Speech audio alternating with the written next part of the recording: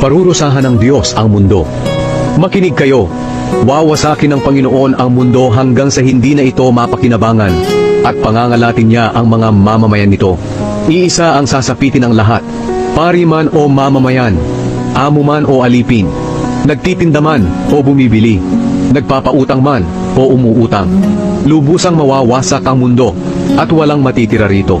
Mangyayari nga ito dahil sinabi ng Panginoon, matutuyo at titigas ang lupa, manlulumo ang buong mundo, pati na ang mga kilala at makapangyarihang tao. Ang mundo ay dinungisan ng mga mamamayan nito dahil hindi nila sinunod ang kautusan ng Diyos at ang kanyang mga tuntunin.